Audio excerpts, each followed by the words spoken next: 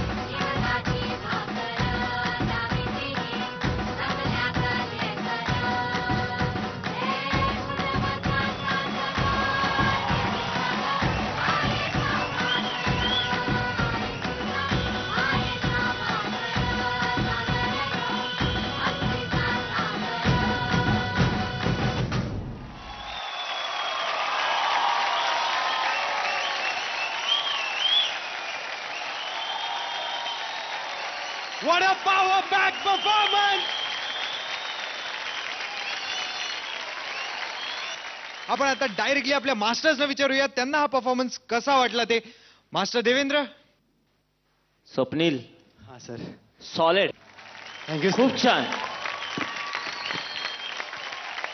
Very good. Dhanashree खूप छान. Thank you sir. Master Sonia कसा वाटला?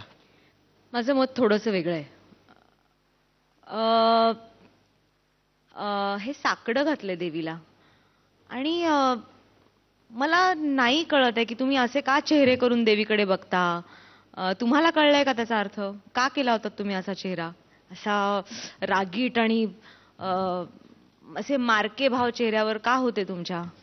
व्हेरी सॉरी, मी खूप काहीतरी सिरियसली सांग, पण हे खरंच मला मनापासून सांगावंसं वाटतं की गाणं जोगवा आहे रे तो, आणि तो भक्तिरस आहे डोळ्यात की अगं आम्हाला पाव, असं नाहीये मला अपेक्षित. Sorry ma'am. तुम्ही चांगलं करू शकता पण हे नाही आवडलं मला. मास्टर स्वरूप. स्वप्नील, धनश्री, मला मान्य आहे मास्टर सोन्यानी जे सांगितलं, कारण मास्टर सोन्या हे म्हणायचं आहे ते जसं त्यांचं ट्रेनिंग ग्राउंड आहे. रिहर्सलमध्ये पण आम्ही काल मी त्यांना तेच समजत होतो की हे देवीचं स्मरण आहे. स्मरणासाठी ओपनिंगचं ते एक्सप्रेशन आहे ना ते प्रेमचं आहे, म्हणजे स्वीट आहे. धनश्री कुठेतरी परफॉर्मन्समध्ये खूपच आत गेली म्हणून ती एकदम हार्श फेस करत होती. ती मला पण तेच म्हणायचं आहे. पण मला आवडला Swapnil. Dhanashree will work on you, but overall दोघी माझ्यासाठी मस्त होतं. Congrats. Thank you sir. Thanks a lot master स्वरूप. जरा मिक्स्ड रिॲक्शन्स मिळाल्या नाही आज. आता आपण विचारूयात आपल्या ग्रँड मास्टरना हा परफॉर्मन्स कसा वाटला. Grand master. ही गोष्ट अतिशय स्ट्रॉंगली जी मास्टर सोनियाने सांगितली ती खरोखर बरोबर आहे की हे बेसिकली साकड आहे, त्यामुळे भक्तिरस आणि त्याच्यामधनं येणारं डेस्परेशन आणि डोळ्यातनं येणारी ती देवी कधी माझ्या समोर येईल ते जर डोळ्यावरती चेहऱ्यावरती आलं असतं तर तो परफॉर्मन्स वेगळ्या लेवलला गेला असता.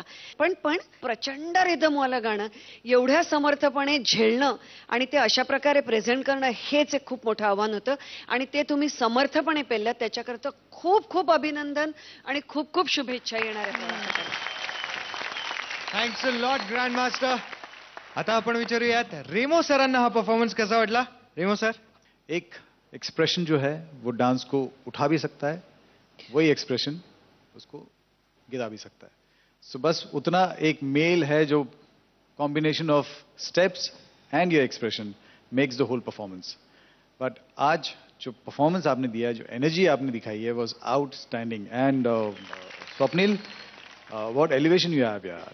क्या कूदते हो आप, क्या सॉफ्ट आप, क्या लैंडिंग आपकी कितनी सॉफ्ट है आपकी यार. वो आप जंप भी मारते हो, टंबल मारते हो, आपका लगता नहीं है कि आप टंबल मार रहे हो. ऐसा लगता है कि कोई कॉटन या कुछ ऐसा गया. इतना सॉफ्ट हो आप. Super, very good.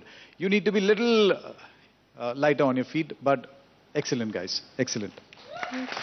Thanks a lot Remo sir. Thanks a lot. Remo sir, एक सिमिलॅरिटी मला तुम्हाला सांगायची होती स्वप्नीलमध्ये आणि तुमच्यामध्ये. ती अशी आहे की स्वप्नील, जरा तुझा हात बघू.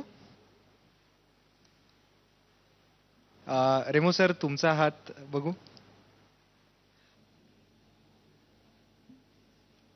भैया, भाई. सर, इसके पीछे भी एक लॉजिक है. ॲक्च्युली मला आधीपासून फोक डान्सर म्हणून असा स्टॅम्प लागलेला. मला एका कॉलेजने चान्स दिला की आमच्या कॉलेजमध्ये येऊन एमजेचा डान्स बसव.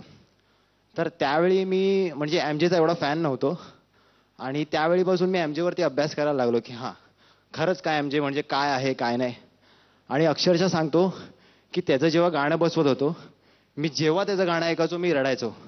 म्हणजे त्या माणसाने एवढं डेडिकेशन दिलेलं की तो कोणाला समजवताना पण एवढा प्रेमाने समजवायचा की समोरचा माणूस म्हणजे खरंच मी माझ्या दीदींनंतर जर कोणाला मानत असेल तर तो एमजे आहे. आणि त्याच्यानंतर हा टॅटू बनवल्यानंतर तर मी पूर्ण चेंजच झालोय. ते आता मी माझं लकी चामच मानू शकतो. तेवढंच आहे फक्त एमजेच्या मागचं लॉजिक. मेरे गुरु रह चुके हैं. ऑफ कोर्स जब मैंने भी स्टार्ट किया था तब कोई सिखाने वाला तो था नहीं वहाँ पे, और ना ही टेलीविजन था, ना ही कुछ सोर्स था जहाँ से मैं सीखूं. एक VHS मिला था मुझे थ्रिलर का उस टाइम पे. बस वो एक VHS को देख के कॉपी करके आज यहाँ तक पहुंचे हैं. तो ऑफ कोर्स मेरे लिए तो भगवान है. सर, एक रिक्वेस्ट प्लीज सर. सर, यहाँ पे आके एक बार मून वॉक. सर, मी पण करीन तुमच्या बरोबर.